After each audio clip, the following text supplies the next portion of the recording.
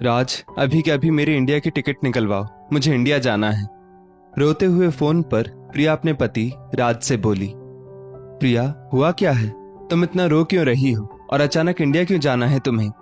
उधर से राज बोला। प्रिया बोली, पापा नहीं रहे राज, 3 दिन बाद पापा की 13वीं है, हमें आज ही निकलना पड़ेगा।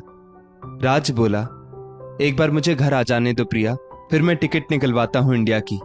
राज जल्दी से घर पहुंचता है। वो घर आकर देखता है तो प्रिया बहुत रो रही होती है। राज को देखते ही प्रिया कहती है, हमारी इंडिया की टिकट निकलवाओ अभी के अभी। राज बोला, रुको प्रिया, थोड़ा ठहरो। प्रिया बोली, यहां मेरे पापा नहीं रहे हैं राज, और तुम्हें ठहरने की पड़ी है। राज बोला, प्रिया पहले तुम्हारी हालत तो देखो, और हम सब इंडिया कैसे जा पाएंगे? परसों से बच्चों की परीक्षाएं भी तो शुरू हैं। एक काम करो, मैं तुम्हारी इंडिया की टिकट बनवा देता हूँ। प्रकाश से कहता हूँ, वो तुम्हें एयरपोर्ट पर लेने आ जाएगा। पूरे 6 साल बाद इंडिया जा रही हो, वहां भी बहुत कुछ बदल चुका होगा। प्रिया जल्दी से अपनी पैकिंग करती है। पति और बच्चों को अलविदा करके फ्लाइट में बैठती है। फ्लाइट में बैठते ही प्रिया अपने अतीत की यादों में खो जाती है। राज प्रिया को कॉलेज के समय से पसंद करता था, मगर कभी खुलकर बोल नहीं पाया था। प्रिया भी मन ही मन ये बात जानती थी। अपने सब दोस्तों के मुंह से वो सुन भी चुकी थी कि राज उसे बहुत पसंद करता है, मगर राज ने कभी खुलकर प्रिया से अपने प्यार का इजहार भी तो नहीं किया था। आज जब कॉलेज के एनुअल डे पर प्रिया ने डांस परफॉर्मेंस की तो राज अपने आप को रोक नहीं पाया और उसने जाकर प्रिया से अपने प्यार का इजहार कर ही दिया। इतने सालों से जो बात प्रिया अपने दोस्तों के मुंह से सुनती आई थी, वो आज राज ने सामने से आकर बयां कर दी थी। प्रिया कुछ बोलती उससे पहले ही राज बोला, प्रिया कोई जल्दी नहीं है, तुम आराम से सोच समझकर जवाब देना। आखिर ये मामला ऐसा नहीं है कि तुरंत इसका जवाब दे दिया जाए। इतने सालों से जब इंतजार कर ही रहा हूं तो थोड़े दिन और सही।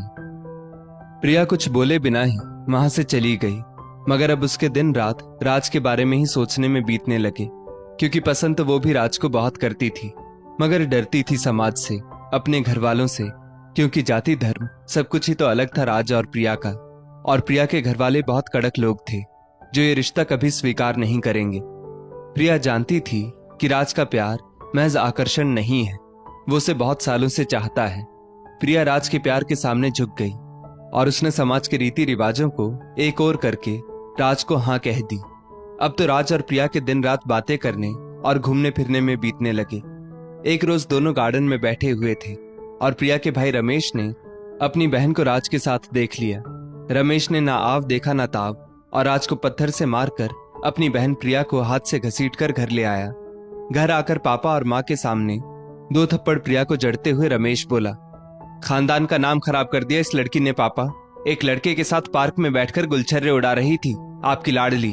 वो तो अच्छा हुआ मैंने देख लिया और उस लड़के को पीटकर इसे सीधा घर ले आया।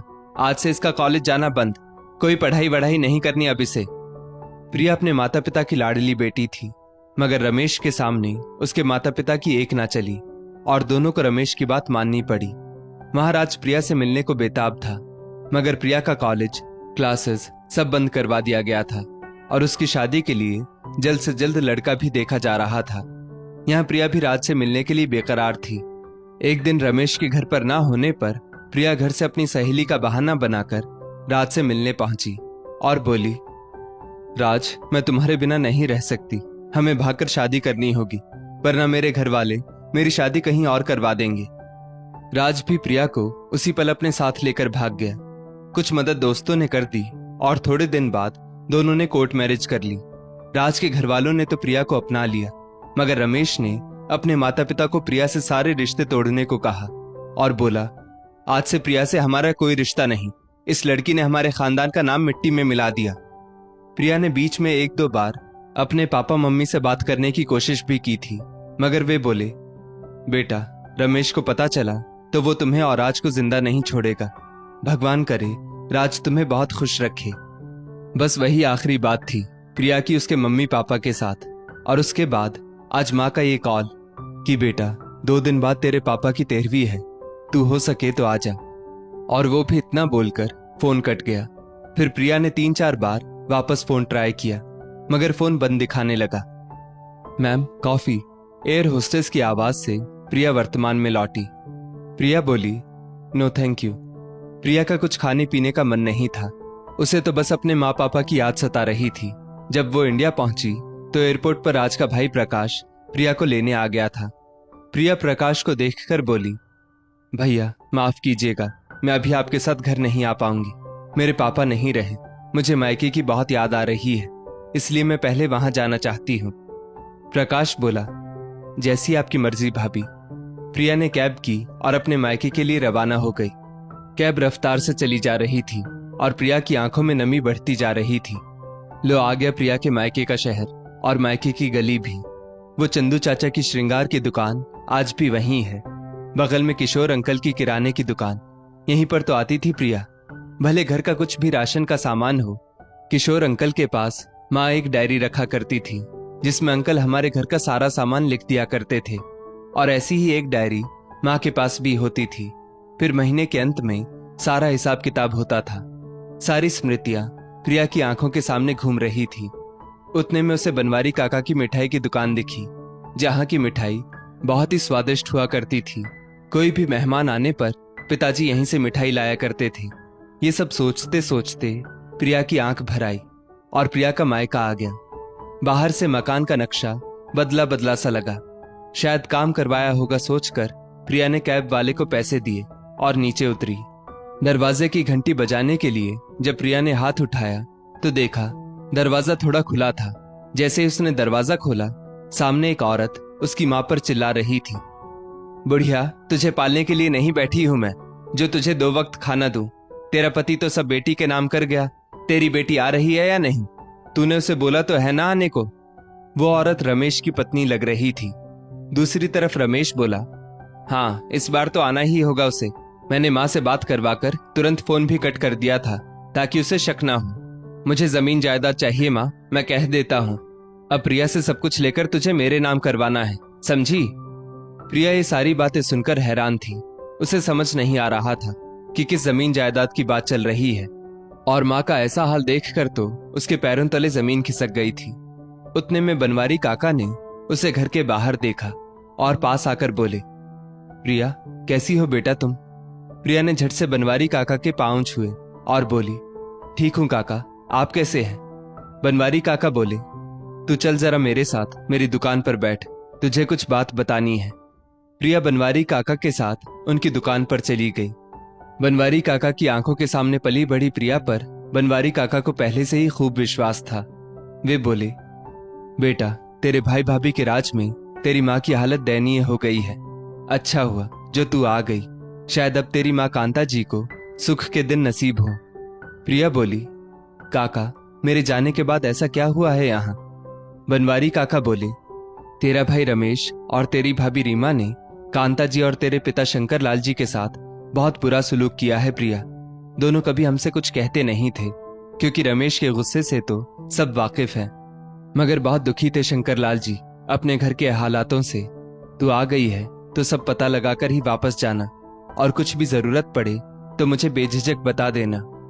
प्रिया अपने आंसू पोंछकर वापस अपने मायके पहुंची। इस बार दरवाजा लॉक था। प्रिया ने डोरबेल बजाई तो उसी औरत ने दरवाजा खोला जो मां पर चिल्ला रही थी। वो बोली, आप कौन? मैं प्रिया। प्रिया धीरे से बोली, अच्छा प्रिया दीदी, माफ कीजिएगा, मैंने आपको पहली बार देखा। मैं आपके भैया रमेश की पत्नी रीमा। आइए अंदर आइए। प्रिया बोली, माँ कहाँ है? रीमा प्रिया को उसकी माँ के कमरे में ले गई। माँ को देखते ही प्रिया माँ के गले लगकर जोर जोर से रो पड़ी और बोली, माँ पापा को क्या हो गया था? पापा हम सबको अकेला छोड़कर क्यों चले गए?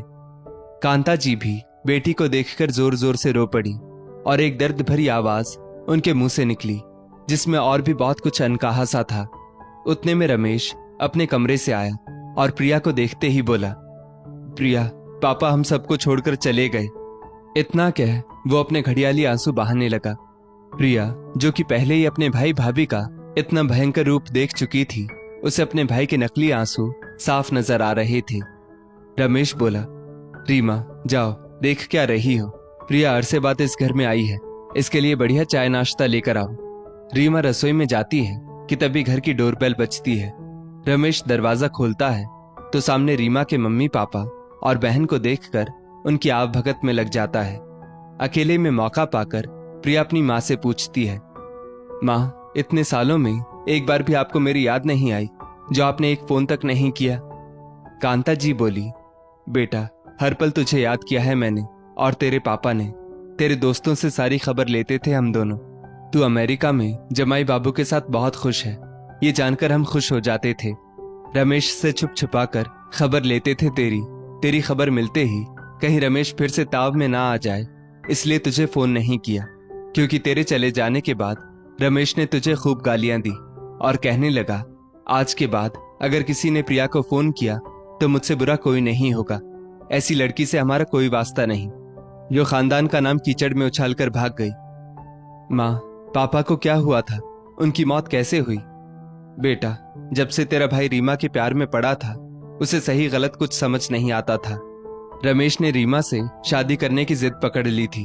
तब तेरे पापा ने रीमा के परिवार वालों की खबर निकाली तो सबने यही कहा कि लड़की का चाल चलन ठीक नहीं है। रीमा पहले भी 2 लड़कों को धोखा दे चुकी है, आपका बेटा तीसरा है। इसके परिवार वाले बस जमीन जायदाद के लालच में अपनी बेटियों की शादी करवाते हैं और फिर सब कुछ हाथ में आते ही इनकी लड़कियां अपने मायके आकर बैठ जाती हैं और नया लड़का फंसाने की तैयारी करती हैं। बस यही वजह थी कि तेरे पापा रीमा से रमेश की शादी नहीं करवाना चाहते थे, मगर रमेश तो मानो कुछ भी सुनने को तैयार ना था। आए दिन तेरे पापा और रमेश की कहासुनी होने लगी, जिसके चलते तेरे पापा बीमार रहने लगे। रमेश की जिद के आगे हमने घुटने टेक दिए और रीमा शादी करके यहाँ दुल्हन बनकर आ गई। उस दिन से ये घर हमारा कम और रीमा के माता पिता भाई बहन का ज्यादा हो गया। आए दिन वे लोग यहाँ रहने चले आते। रीमा और रमेश को हम दोनों बुढ़ों का यहाँ रहना भी अखरने लगा। हमारे लिए इनके पास ना खाना होता था ना कपड़े। घर का बिगड़ता हाल देखकर तेरे पापा ने अपनी सारी जमीन जायदाद तेरे नाम कर दी। एक दिन जब रीमा ने वो कागजात देख लिए तो वो रमेश से बोली, अगर सारी जमीन जायदाद मेरे नाम नहीं की तो मैं तुम्हें छोड़कर हमेशा के लिए अपने मायके चली जाऊंगी। रमेश ने तेरे पापा से खूब लड़ाई की और बोला, अगर आपने सारी जमीन जायदाद मेरी बीवी के नाम नहीं की तो मुझसे बुरा कोई ना होगा। मगर तेरे पापा टस से मस ना हुए। रमेश ने गुस्से में तेरे पापा पर हाथ तक उठा दिया। ये देखकर मेरा खून खौल उठा और मैंने रमेश पर हाथ उठा दिया। रीमा मेरा हाथ मरोड़कर बोली, बुढ़िया, तूने क्या समझा है? तू मेरे पति को मारेगी और मैं चुप रहूंगी? मैंने जैसे तैसे अपना हाथ छुड़वाया। उस रात मैं खूब रोई और तेरे पापा को दिल का दौरा पड़ गया। सुबह जब सबको पता चला तो घर में बेटे बहू को पिता के मरने से ज्यादा जमीन जायदाद उनके नाम पर ना होने का मातम था। दोनों यही सोच रहे थे कि जमीन जायदाद अपने नाम कैसे करवाई जाए। बस उसके बाद रमेश ने मुझसे तुझे फोन करवाया ताकि तेरे आने के बाद कैसे भी तुझसे सब कुछ हथिया सके। कांता जी सिसकते हुए सब बता रही थी। माँ, मैं आपको इस नर्क में और नहीं रहने दूंगी। मैं आपको यहाँ से हमेशा के लिए अपने साथ ले जाऊंगी। प्रिया रोते हुए बोली। इतने में रमेश कमरे के अंदर आ चिल्लाकर बोला, रीमा, कहाँ हो तुम? तुमसे कहा था ना कि इन दोनों माँ बेटी को अकेला मत छोड़ना। तुम्हारी लापरवाही के कारण प्रिया को सब कुछ पता चल गया और प्रिया माँ को तो तुम तब ले जाओगी ना जब तुम यहाँ से वापस जा पाओगी। प्रिया के हाथ से मोबाइल छीनकर रमेश ने दोनों माँ बेटी को कमरे में बंद कर दिया। प्रिया ने भरसक कोशिश की मगर वो कुछ ना कर पाई। कमरे में ना कोई खिड़की थी जहां से वो किसी को आवाज दे पाए और ना उसके पास उसका फोन था कि वो किसी को फोन कर पाए। थोड़ी देर बाद डोरबेल की आवाज आई। रमेश ने दरवाजा खोला तो बनवारी काका के साथ पुलिस खड़ी थी। रमेश ने बहुत चाहा कि वे लोग अंदर ना आ पाए, मगर पुलिस और बनवारी काका अंदर आ गए और कांता जी और प्रिया को कमरे से रिहा किया। प्रिया बाहर आकर बोली, भाई, जाको राखे साइया, मार सके ना कोई। मैं जब एयरपोर्ट से यहाँ पहुंची तो दरवाजा खुला होने की वजह से मैं सब कुछ समझ गई और फिर बनवारी काका ने भी मुझे बहुत सारे हिंट दे दिए थे। मैं काका से बोलकर आई थी, अगर 1 घंटे तक मैं वापस आपसे मिलने ना आ पाई तो आप समझ लेना कि दाल में कुछ काला है और पुलिस लेकर यहाँ चले आना। बनवारी काका, अच्छा हुआ आप समय पर आ गए। और रमेश भैया, इस खानदान का कलंक मैं नहीं, आप हो, जिसने एक ऐसी लड़की से शादी की जिसे सिर्फ आपकी जमीन जायदाद से प्यार था, आपसे नहीं। इसके बहकावे में आकर आपने अपने ही माता पिता को इतना कष्ट दिया, यहाँ तक कि आपके कारण ही पापा की भी जान चली गई। आप जैसे बेटे इस धरती पर बोझ हैं। इंस्पेक्टर साहब, ले जाइए इन सभी को यहाँ से, ताकि कोई और घर खराब ना हो। रमेश, रीमा और रीमा के घर वालों को पुलिस ने तुरंत अरेस्ट कर लिया। प्रिया अपनी माँ को लेकर पहले अपने ससुराल वालों से मिलने गई और फिर अपनी माँ को लेकर हमेशा के लिए विदेश आ गई। आज प्रिया के बच्चों ने पहली बार अपनी नानी को देखा था। वो बहुत खुश हुए और कांता जी, जो ना जाने कितने समय से दुख भोग रही थी, उन्हें अब सुख नसीब हुआ था। दोस्तों, अक्सर देखा जाता है कि जहां लड़कियां भागकर अपने प्रेमी से शादी कर लेती हैं, उनके ऊपर खानदान पर कलंक पोतने का आरोप लगा दिया जाता है।